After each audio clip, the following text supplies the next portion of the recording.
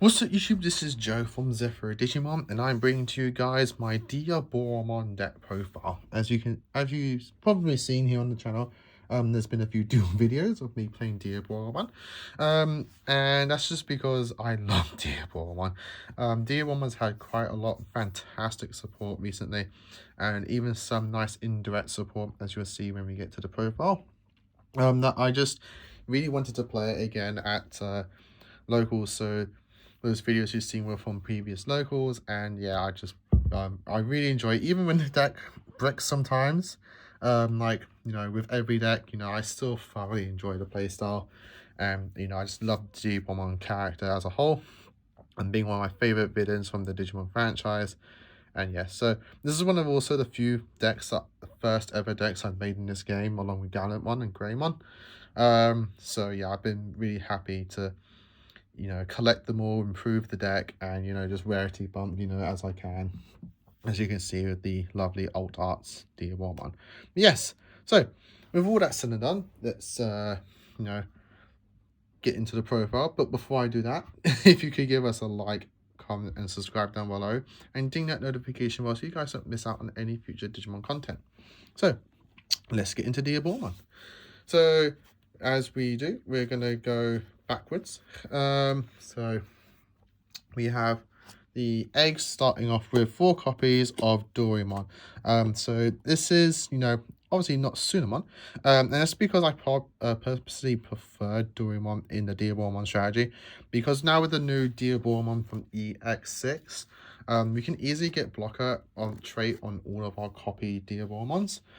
So being able to, whenever we block, or just delete a Digimon with blocker in general, we can gain 1 memory, and really helps us either pull turns back or steal memory from our opponent, but as well as even extend turns, because suppose one of the Kurosaimons in the deck can delete a Diaboromon or unidentified trait and play to reduce its play cost. We can just delete one of our tokens that has the blocker trait, further gaining us an additional memory, so even reducing that Digimon's play cost even further, to just being like a 1 cost play for a level 4, which really does help either extend your plays and extend your field, or pull the game back into your favor. So we do play 4 copies of the BT16 Doraemon as our main egg of choice. Moving on to our rookies, we're playing 4 copies of the EX6 Caramon. This is our brand new search of the deck. We don't play the BT5 one anymore, though you can still play it, and I'm even tempted to put him back in just as like an additional 5th search in the deck. But this card lets us look at the top 3, add any card that mentions Diaboromon in its text and 1 unidentified trait, and then we trash the rest. The inherent is that on delete, if you are unidentified, you gain a token, or Diaboromon token. So absolutely fantastic searcher for the deck. Really does help get cards into your hand, as you can get a double hit, as Arata does mention Diaboromon in its text, and if you do play it, you can play a Catastrophe Cannon. But it's more in the sense that it trashes the rest, where the other one didn't. It bottom decked them back. So that means if you do get an errata in play after you just searched it, you can now start gaining the memory, because you now have actually just put an identifier in your trash. Next, we play 4 copies of the BT17 Caramon. This has a opponent's turn. If they play or digivolve into a level 5 or higher, you may digivolve this into an Infomon in your hand without paying cost. So the main combo of this deck, and why we were playing at 4 copies before, is that this was like our hard counter to the Imperial matchup, as that was like the best deck in the format. Also, the inherent is the same as the other Caramon on delete spawner token if you're unidentified. As you can, when they go into their Paildramon, so long as it's not the starter deck one, because as they are turn play, they get to resolve their effects first, and the starter deck Pale will just spin this Caramon back. You'll get to just digivolve this into the new Infomon that we got with the same set, and just digivolve it away. So you just, you know, really interrupt their plays, but it does work in other matchups as well, not just the Imperial matchup. So just do bear that in mind. It's still a very strong card, but as I was saying before, I might drop this down to 3 copies and add the 1 BT5 Caramon, so we have the 5 in archetype searches in the deck. Because there's sometimes, as you can see in the dual videos, you can like brick and just miss out on pieces, and I've experienced that before. So yeah, thinking of bumping up to 5 search for Caramons and just drop this down to 3 copies, so I can still see it. To round up the rookies, we're playing 2 copies of the BT2 Caramon, where every time you play a token, you get to draw 1 card. And 2 copies of the starter deck 15 Agumon. So this is in a similar mindset to the Diaboromon, as to help steal memory and just control the memory gauge a bit more consistently and more strongly. As you can, all turns when an attack target switch gain 1 memory. So when you do block with your Diaboromon token, as they are weak, they'll tend to die in battle. So you'll be able to block, steal the memory from Agumon because now your block is deleted, Diaboromon gaining memory. So you just stole 2 memory from them just by blocking. You sometimes do get the auto starter main if your opponent has a Digimon gaining memory, so that can help you as well. So that's it for the rookies, playing 12 rookies. For the champions, we're playing 4 copies of the BT5 Kurosari-mon. I still really like this set 4, and I still think it's still very important to have this set 4, as you do get rush for your tokens on the inherent. All Digimon, same name as this, gain rush. And then, but you do get the free errata, which does come in a lot in the early game. As you'll probably search the errata of the Caramon, you go into this, play that errata, and it's so memory efficient. So that's why I still like to play 4 copies of this. The other 4 copies, though, is going to be 4 copies of the BT2 Kurosari-mon. Every time you play a Digimon the same name, you gain a memory. This really does help with the memory gain. I kind of like prioritize the memory gain over the draw, just because by the time I'm doing like the shenanigan of playing tokens, I've got all my stuff, so I'm not really needing to draw as much. But having the memory means I can keeping my turn every time I start doing my plays. Then we have, to round up the Kurosari-mons, 3 copies of the EX6. This is the one I was alluding to earlier. You can reduce this play cost by 3 by just deleting an unidentified in play. So if you kill a token with blocker, the Diaboromon is going to give you memory.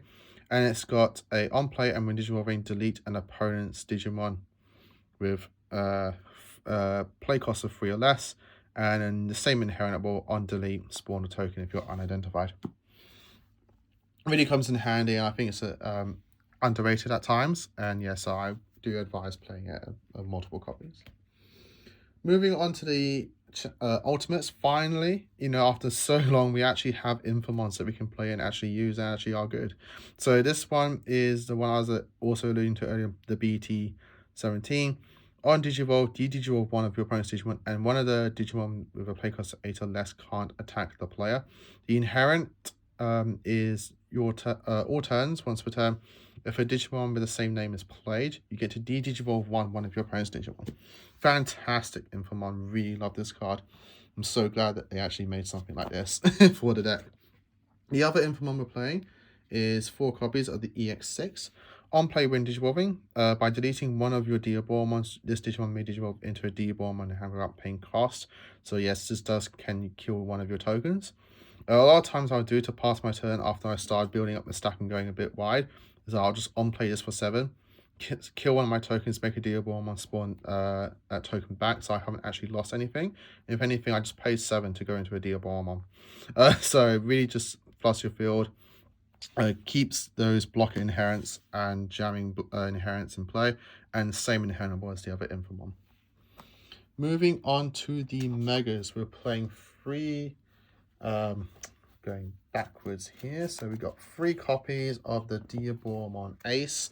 You can play 4 copies of this. I just kind of preferring him at 3 at the moment, as I find the other Diaboromon a bit more important to see. But this has obviously Blast Digivolve for 0, cost 6 to on play. Unfortunately, doesn't have an on play effect, so you're not actually going to be on playing it, but it does cost 3 to evolve on a black. When Digivolving and when attacking, you may spawn a Diaboromon token. And then all turns, when a Digimon is played via an effect, you may delete an opponent's Digimon with a play cost of 3 or less. For every Diaboromon you haven't played, you add 2 to the play cost you can do. So at minimum, he'll always delete 7, because you'll have himself, you'll spawn a token, and then now you can do 3, 5, 7. So he'll always be able to pop a 7 play cost. Obviously, as the more tokens you spawn, the more this card's going to pop. So really, really do love this card, and the artwork is absolutely amazing and stunning. I do love the artworks for the Diaboromons that they've just done recently. They're so nice. But nothing, I think, beats this artwork of the EX6 Diaboromon. This card looks menacing as hell. So we play 4 copies of this. So this card is when Digivolve and start a main, spawn a token. And then all turns, when a Digimon is played, you may activate this Digimon when Digivolving effect. So you just spawn another token. And all turns, all Digimon with Diaboromon name have block. All other Digimon Diaboromon name have blocker and jamming.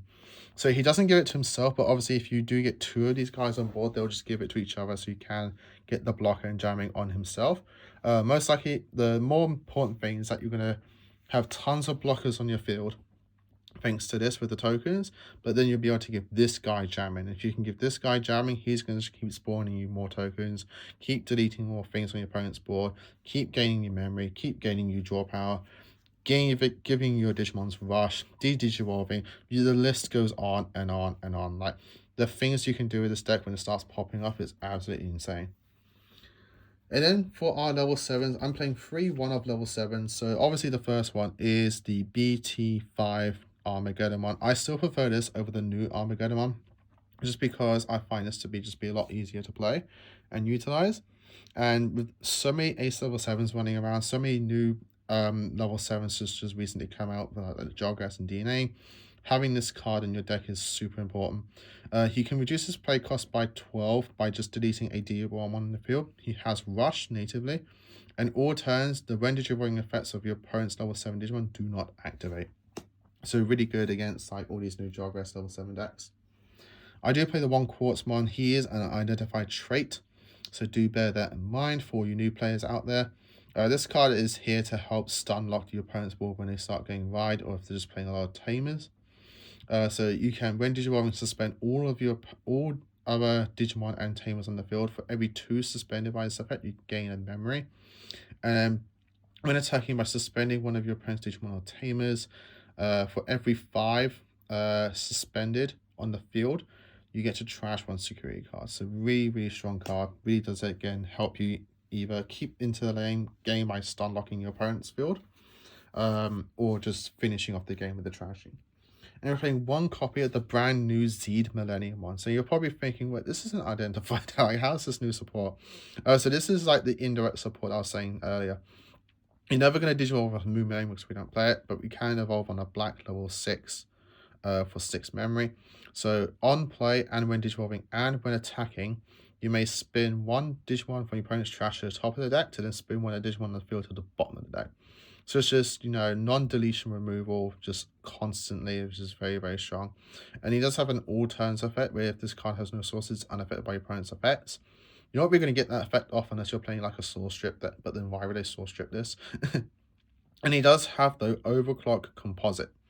So what you're going to do is that with overclock, it will have the trait there. So that's like the generic trait that you can do, but every overclock does tokens, and the tokens don't have to be the trait. So for you new players out there, this can just kill any token to swing again without suspending. So this guy can effectively get 2 checks, and you're paying 6, so you're probably going to evolve into some past turn, but you can just do overclock, kill a token, do a swing without even suspending.